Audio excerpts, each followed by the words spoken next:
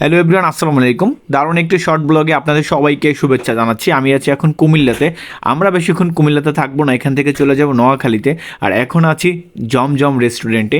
এখানে জানেন তো আপনারা যে কুমিল্লার যাত্রাপথে একটু বিরতি দেয়, তো এইখানে আমরা অনেক ধরনের সুস্বাদু খাবার দেখতে পেলাম, বিশেষ করে কুমিল্লার রসমালাই এবং দধি।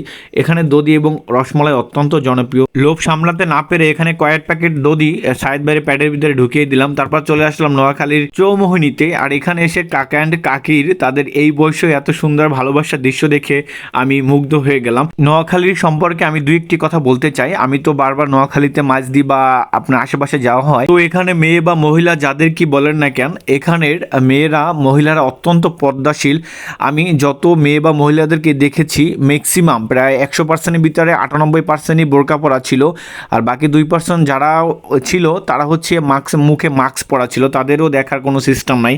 আমার এই বিষয়টা খুবই ভালো লেগেছে এবং তারা অত্যন্ত ধার্মিক এবং পর্দাশীল মানুষ। সত্যি তাদের দেখে প্রশংসা না করে থাকতে পারলাম না। আল্লাহ হাফেজ।